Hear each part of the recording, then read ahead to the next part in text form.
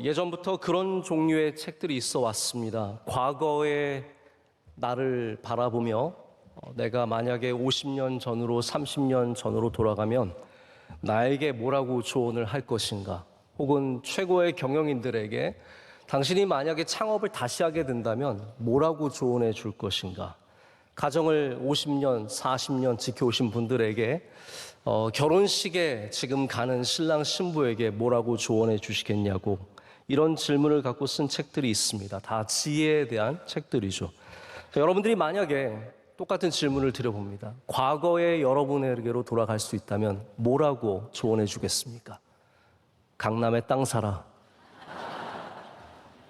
나중에 테슬라라는 기업이 생기는데 처음에 주식 사라. 삼성전자 샀다가 언제 팔아라. 뭐 그런 거 얘기해 주시겠습니까? 미국의 시인인 kimberly 커버거라는 분이 지금 알고 있는 걸 그때도 알았더라면 If I knew then what I know now라고 하는 제목의 시를 썼습니다. 이러한 내용입니다. 제가 좀 길지만 여러분 한번 생각해 보시라고 좀 읽어드리겠습니다.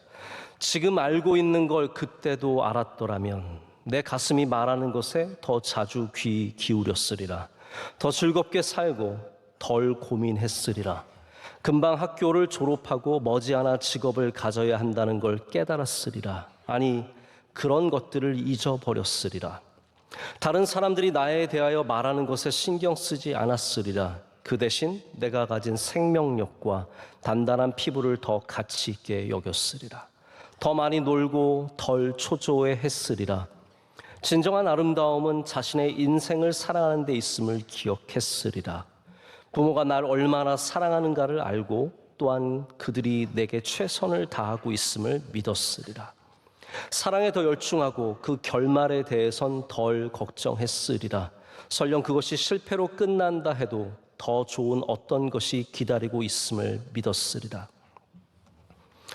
나는 어린아이처럼 행동하는 걸 두려워하지 않았으리라. 더 많은 용기를 가졌으리라. 모든 사람에게서 좋은 면을 발견하고 그것들을 그들과 함께 나눴으리라. 지금 알고 있는 걸 그때도 알았더라면 나는 분명코 춤추는 법을 배웠으리라. 내 육체를 있는 그대로 좋아했으리라. 내가 만나는 사람을 신뢰하고 나 역시 누군가에게 신뢰할 만한 사람이 되었으리라. 입맞춤을 즐겼으리라. 정말로 자주 입맞췄으리라. 분명코 더 감사하고 더 많이 행복해 했으리라. 지금 내가 알고 있는 걸 그때도 알았더라면. 이런 시입니다. 혹시 여러분의 자녀들에게 생을 마치면서 한마디 유언을 남길 수 있다면 여러분 뭐라고 말씀하시겠습니까?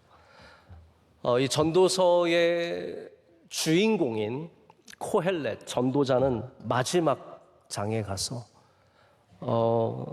늙어가는 이 육신을 표현합니다. 오늘 읽은 말씀의 중간 핵심 부분은 다 늙어가는 육신에 대한 비유입니다. 아주 아름다운 시죠.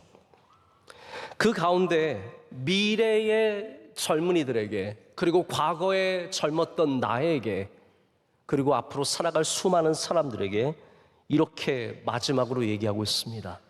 창조주를 기억하라. 창조주를 기억하라. 창조주를 기억하라.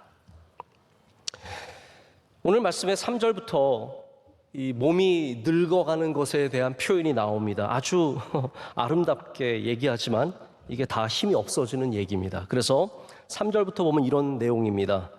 그런 날에는 집을 지키는 자들이 떨 것이며 손발이 떤다는 겁니다. 힘 있는 자들이 구부러질 것이며 허리가 굽는다는 말입니다. 맷돌질하는 자들이 적음으로 그칠 것이며 이빨이 빠져서 이제는 씹기도 힘들다는 말입니다. 그래서 여러분 앞으로 이 빠지면 맷돌 빠졌다 그러면 됩니다. 창들로 내다보는 자가 어두워질 것이며 눈이 어두워진다는 것이죠. 길거리 문들이 닫혀질 것이며 맷돌 소리가 적어질 것이며 귀가 잘 들리지 않게 된다는 것이죠.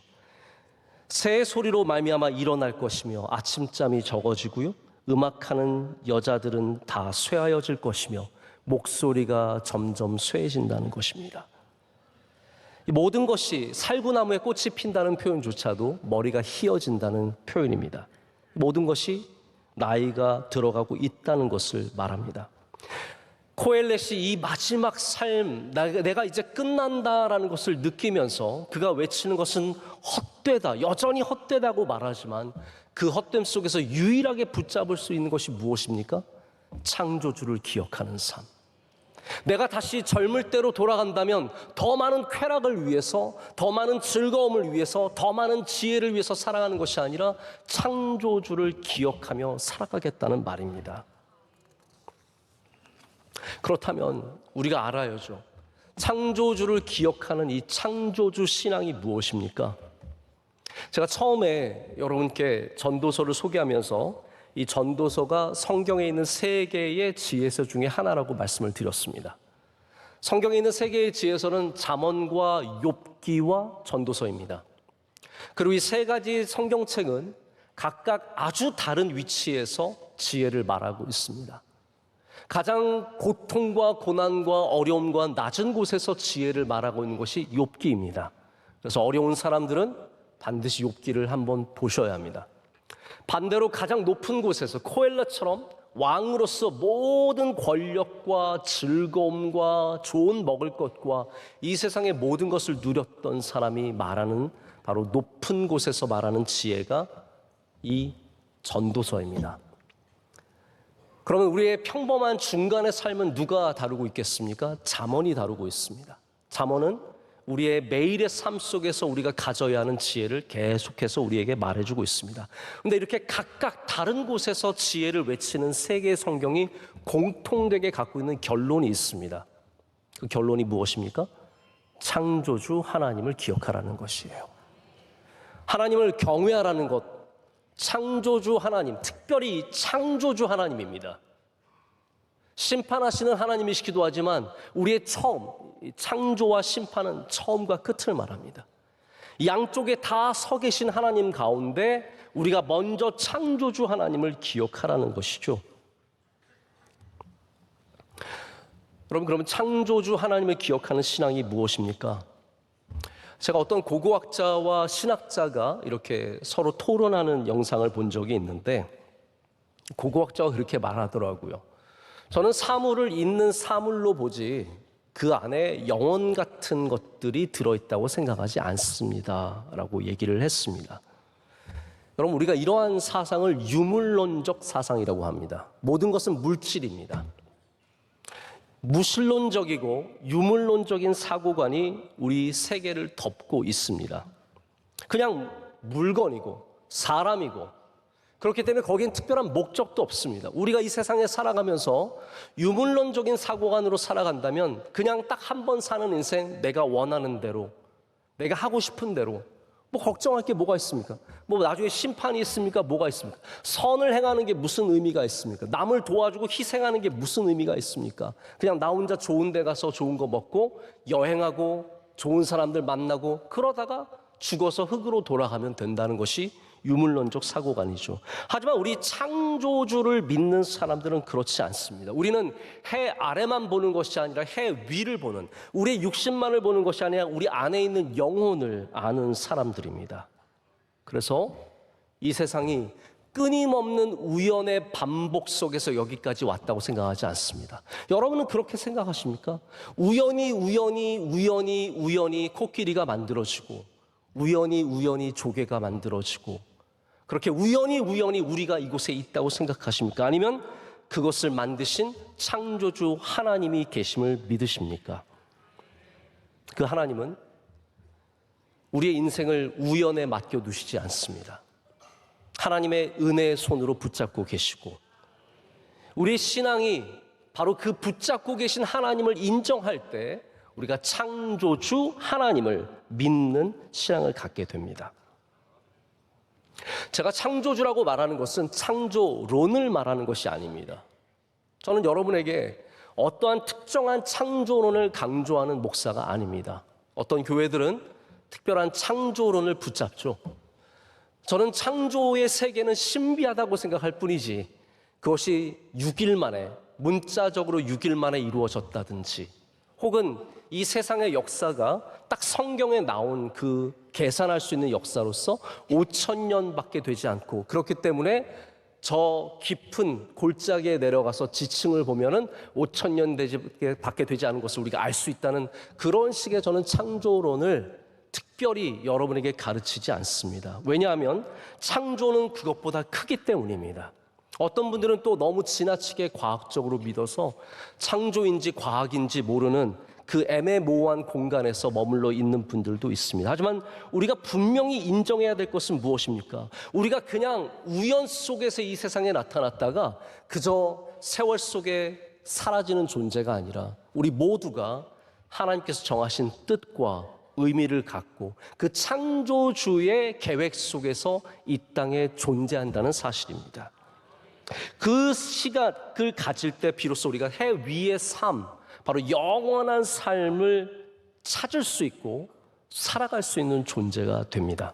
그래서 욥기와 방금 말씀드린 지혜서 가운데 전도서, 잠언 모두의 창조주 하나님을 강조합니다. 특별히 여러분 기억하시겠지만 욥기의 마지막에 너무 뚱딴지같이 하나님께서 나타나셔서 그 다음에 뭘 하시냐면, 자, 하나님이 나타나시는 건 좋아요. 그런데 하나님께서 뭘 하시냐면 욥에게 내가 너에게 왜 고난을 주었는지를 말씀하지 않으십니다. 차라리 그렇게 해주시면 참 좋겠는데 하나님은 내가 왜 너에게 고난을 줬는지 말씀하지 않으십니다. 아마 여러분들도 고난과 어려움을 당할 때 내가 왜 이걸 당하는지 세상에 알 길이 없어서 힘들고 어려운 시간을 지나가신 분들이 많이 계실 겁니다. 어떤 분들은 생각하세요. 아, 예수님 잘 믿으면 다 알겠지. 저는 그렇게 생각하지 않습니다. 우리의 고난은 그 이유를 알 수 없는 게 너무나 많습니다.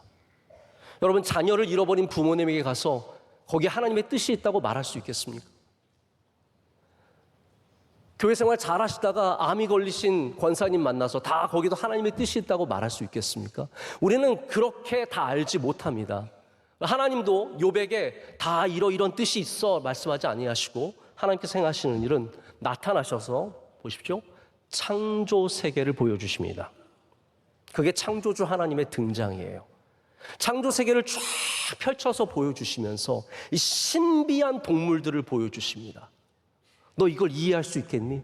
리워야단을 이해할 수 있겠니? 악어를 이해할 수 있겠니? 코끼리를 이해할 수 있겠니? 바람이 어떻게 부는지, 계절이 어떻게 바뀌는지, 저 산이 어떻게 생기는지, 바다가 어떻게 생기는지 온 우주를 펼쳐 보여주시면서 저 별과 달과 해를 보여주시면서 이 신묘막측한 우리가 이해할 수 없는 세계를 운영하시는 분이 하나님이시다라는 걸 보여주십니다. 그래서 우리는 이 모든 것을 다 이해할 수 없다는 거예요. 여러분, 사실 인간이 그렇습니다. 지금도 우리가 바다의 아주 일부분만을 알고 있습니다. 여러분, 뭐 동해안 갔다 왔다고 해서 바다를 아는 게 아닙니다. 잠깐 물에서 첨벙거렸다고 내가 한 10m 안에를 봤다고 바다를 아는 게 아닙니다. 바다는 넓고 깊어서 수천 미터를 내려가도 끊임이 없는 그 깊은 바닷속을 우리가 전혀 이해하지 못하고 있습니다. 바다 밑에 어떤 광물이 있는지, 어떠한 생명체가 사는지도 잘 모릅니다. 저 우주는 시작도 못했습니다. 여러분, 달나라라고 해서 죄송합니다. 달을 갔다 온 사람이 우리 중에 몇 명이나 됩니까? 제일 가까운 달도 갔다 온 사람이 손꼽을 수 있을 정도로 우리 인간은 여전히 우주에 대해서 전혀 알지 못합니다. 하나님께서는 바로 그런 창조 세계를 보여주심으로써 우리의 모든 삶에 헛되어 보이는 것조차도 하나님의 창조의 질서와 하나님의 뜻 안에 있음을 말씀해 주십니다. 범블비라는 곤충이 있습니다. 범블비는 우리말로는 호박벌, 더 정확하게는 뒤엉벌이라고 하는 벌입니다. 저도 저희 동네에서 종종 발견합니다. 어제도 저희 집에 갔더니 길바닥에 이 범블비 하나가 죽어서 떨어져 있었어요. 아시죠? 이렇게 통통한데 털이 많이 나와 있고 그리고 열심히 날아다니는 벌입니다. 이 범블비는 생물계의 미스테리입니다. 왜냐하면 1930년대에 프랑스의 곤충학자인 아우구스트 마냥이라고 하는 사람이 이 범블비를 연구하면서 깨달았어요. 아, 이 벌이 나는 것은 불가사의다. 생물학적으로 설명이 안 되는 거예요. 왜냐하면 큰 덩치를 가진 애가 아주 작은 날개를 갖고 날고 있기 때문입니다. 도저히 이해가 안 되죠. 그래서 이 범블비는 어떻게 보면 경의의 대상이고 동경의 대상입니다. 노래도 우리 잘 아시겠지만 The Flight of the Bumblebee라고 해서 왕벌의 비행. 여러분 그 노래 들어보신 적 있지 않으십니까?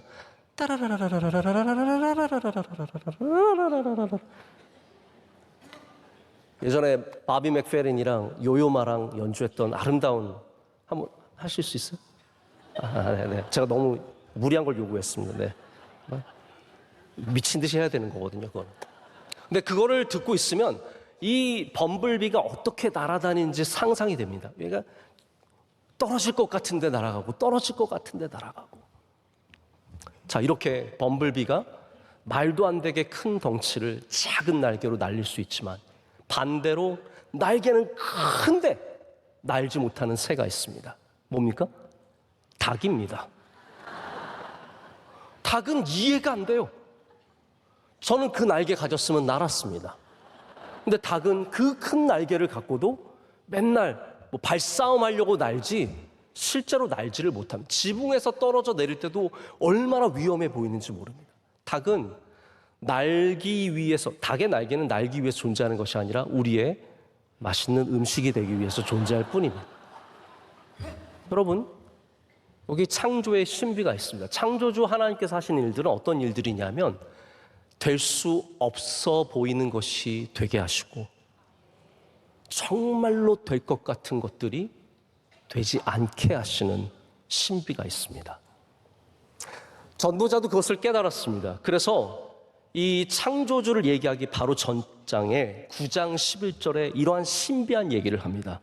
내가 다시 해 아래서 보니 빠른 경주자들이라고 선착하는 것이 아니며 용사들이라고 전쟁에 승리하는 것이 아니며 지혜자들이라고 음식물을 얻는 것도 아니며 명철자들이라고 재물을 얻는 것도 아니며 지식인들이라고 은총을 입는 것이 아니니 이는 시기와 기회는 그들 모두에게 임함이니라.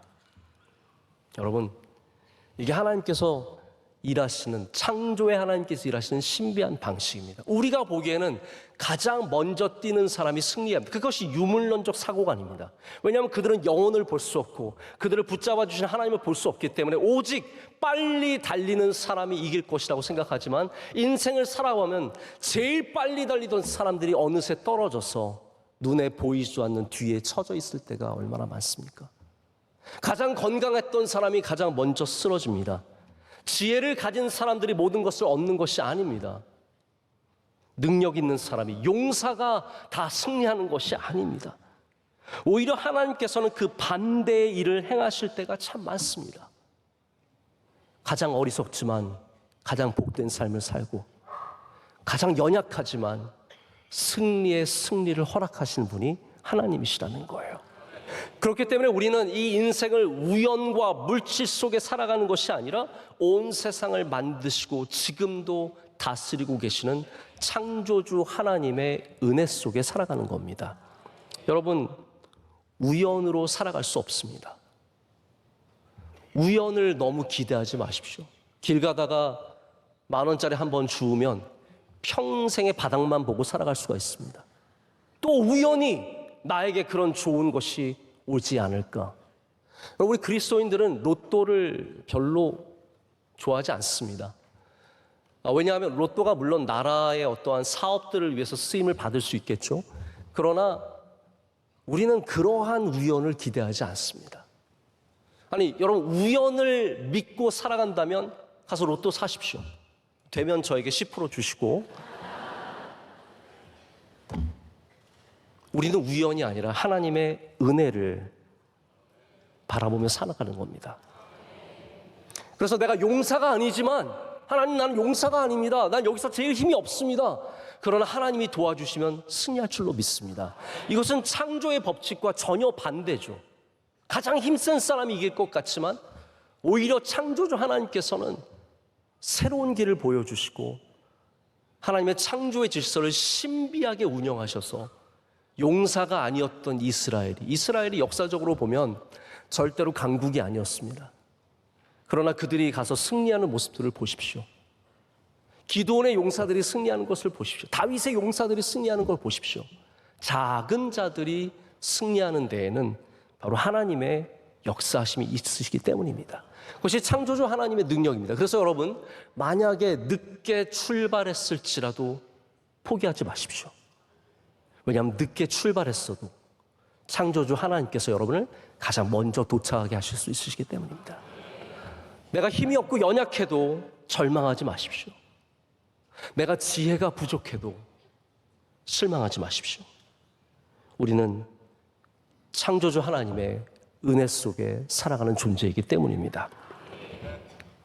알렉산더 대왕이 평생에 2번 울었다고 합니다. 한 번은 물론 이것도 2번 울었다는 게 말은 안 되겠죠. 하지만 이런 전설이 늘 있습니다. 한 번은 자기 아주 가까운 부하와 레슬링 시합을 했습니다. 레슬링을 하는데 이 부하가 얼마나 힘이 센지 알렉산더 대왕을 이겼습니다. 눈치도 없죠. 알렉산더 대왕이 바닥에 누워서 엉엉 울기 시작합니다. 이 부하가 너무 걱정이 되고 두려워서 왕이시여, 왜 우십니까? 그랬더니 알렉산더가 내가 져서 우는 게 아니다.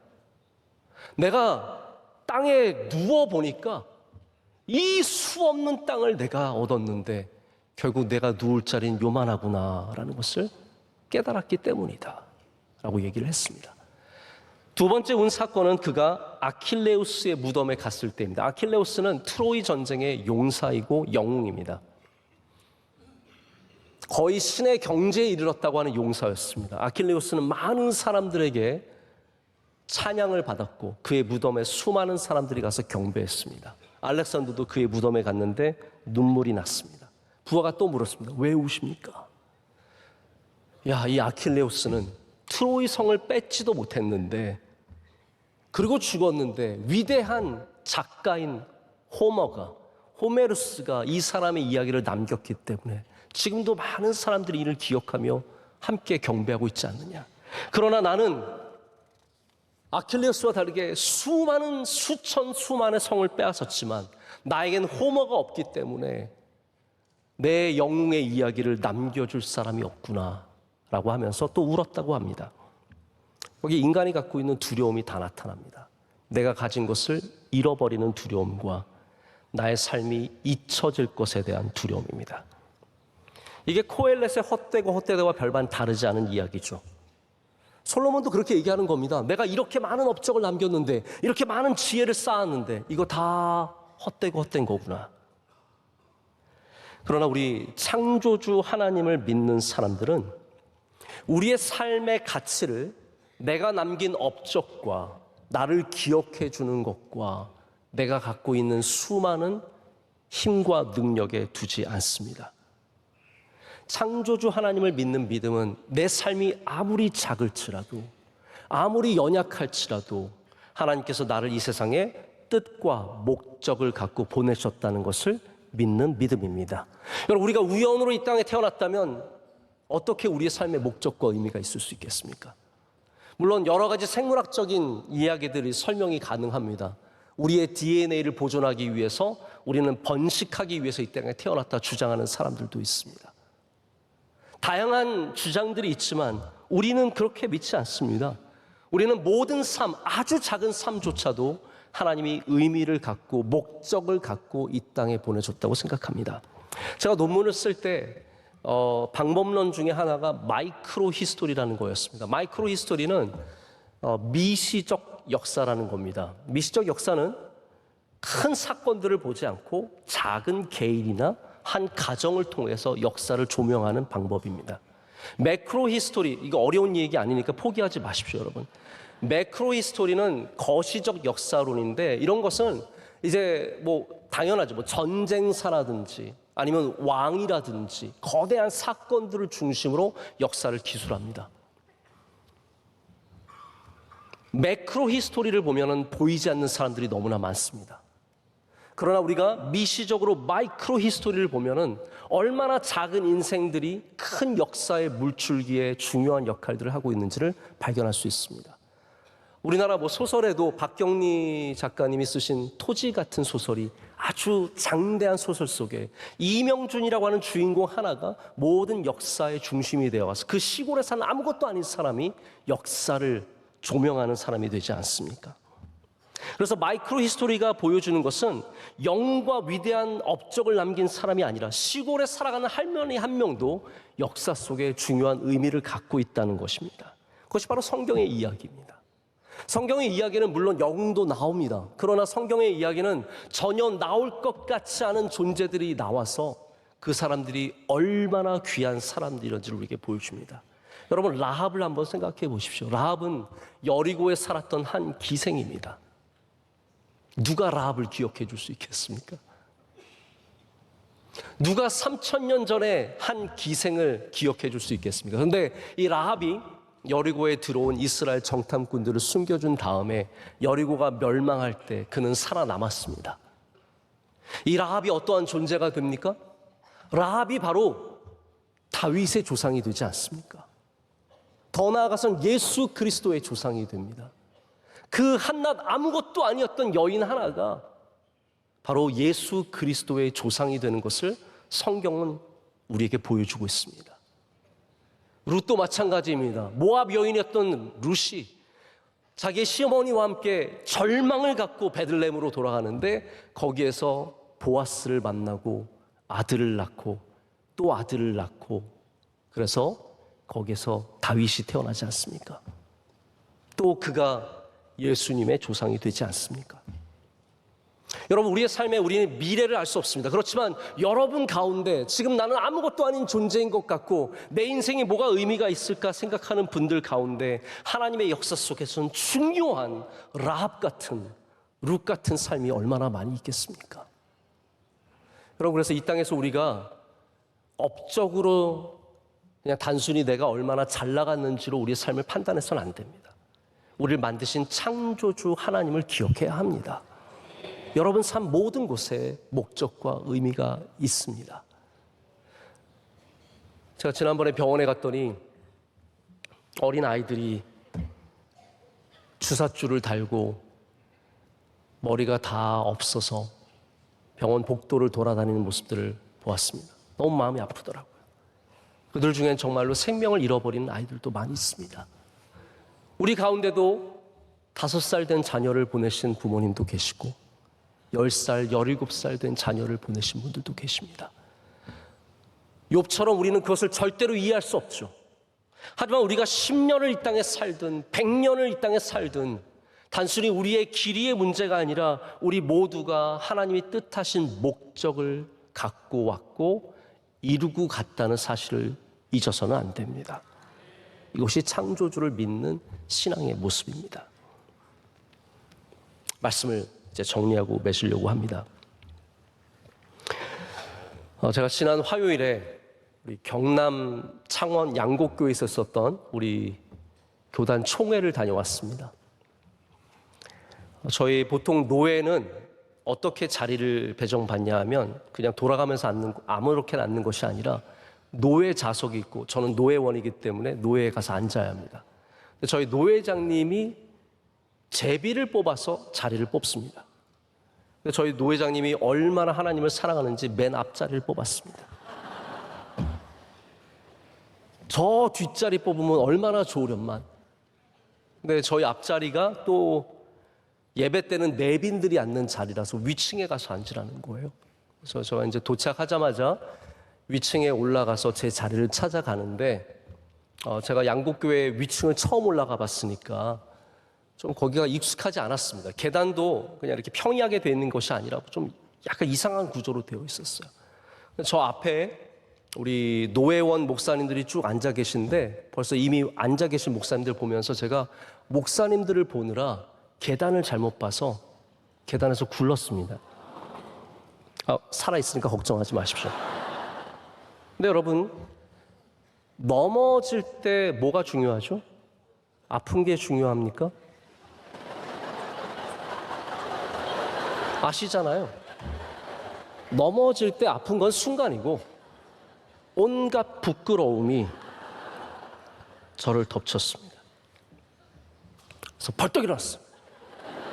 저를 안내해 주시던 저희 교회 김재복 장로님이 목사님 괜찮으세요? 괜찮습니다. 아무렇지도 않습니다. 아무렇지도 않습니다. 걱정하지 마세요. 쑤시고 그러는데 막 걱정하지 마세요. 괜찮습니다. 그리고 와서 자리에 앉았습니다. 자리에 앉자 여러 가지 생각들이 났어요.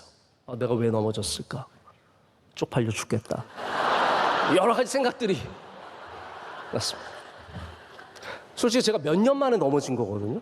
전 언제 지난번에 넘어졌는지 생각도 안 나요. 그러니까 웬만한 사람들이면 이렇게 막 팍팍 넘어지지 않잖아요. 저도 그래서 너무 오랜만에 넘어져서 이 넘어진 게 뭔지를 좀 생각해 보게 됐어요. 자리에 앉아서 이 넘어진다는 것이 무엇일까? 너무 오랜만에 당해보니까 새로운 경험으로 다가오는 거예요. 넘어지는 게 이런 거구나. 일주일 내내 제가 이 넘어짐에 대해서 좀 묵상해 보게 되었습니다. 우리는 왜 넘어질까?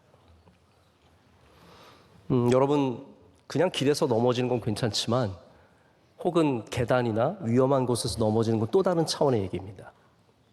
나이가 젊었을 때 넘어지는 건 그나마 괜찮지만 나이가 많아서 넘어지는 거는 생명과 직접적인 관계가 있습니다. 그냥 나 혼자 뛰다가 넘어진 건 괜찮지만 100m 달리기 결승전에서 넘어지는 건 큰 문제입니다. 넘어진다는 것이 얼마나 다양한 상황 속에 있겠습니까? 근데 그 넘어짐의 핵심 가운데 하나는 뭐냐면 우리가 마음이 흐트러질 때라는 거죠. 제가 왜 그날 넘어졌냐 하면요. 이렇게 안으로 들어가는데 우리 목사님들이 보이니까 목사님들 누가 오셨나 보다가 계단을 헛디딘 거예요. 훑는 겁니다. 여러분, 우리가 이 세상에 살면서 중요한 순간에 넘어지지 말아야 합니다. 우리 삶의 중요한 순간들에 위험한 곳에서 넘어지면 안 됩니다. 우리의 마음이 흐트러지지 않도록 다시 창조주를 바라봐야 합니다. 중요한 순간에 창조주를 바라보는 사람이 흐트러짐 없이 넘어지지 않고 그 시간을 지나갈 수 있습니다. 그렇기 때문에 오늘 이 전도서의 마지막 말씀을 여러분 잘 품으시기를 축복합니다. 그것은 바로 창조주를 기억하는 삶입니다. 모든 것이 헛돼 보이는 이 세상 속에서 헛되지 않게 살 수 있는 유일한 방법은 우리 주 예수 그리스도를 믿고 창조주 하나님을 믿으며 살아가는 것밖에 없습니다. 제가 처음에 말씀드렸죠. 마지막으로 우리가 해줄 얘기가 있다면 무슨 얘기를 해주겠냐고. 여러분은 뭐라고 말해줄 것 같습니까? 저는 저희 아이들에게 만약에 저도 언젠간 죽을 거 아닙니까? 그래도 마지막 말이라도 남길 수 있다면 참 감사할 것 같습니다. 아이들을 불러놓고 저는 마지막으로 왜 이렇게 눈물이 나려고 그러죠? 네. 마지막으로 이 말 해줄 것 같아요. 저는 예수님 잘 믿어라. 예수님 잘 믿어라. 예수님 잘 믿어라. 여러분, 창조주 하나님을 기억하는 삶을 사시길 축복합니다. 기도하겠습니다. 하나님 아버지 감사합니다. 오늘 전도서의 우리 마지막 말씀을 들었습니다. 창조주를 기억하라. 이 말씀을 마음에 새기게 하여 주시옵고 헛된 것이 많은 이 세상 속에서 넘어지며 사는 인생이 아니라 하나님을 바라보며 마음이 흐트러지지 않아 넘어지지 않고 평생에 주님과 동행하는 복된 삶이 되게 하여 주시옵소서. 예수님의 이름으로 기도드립니다. 아멘.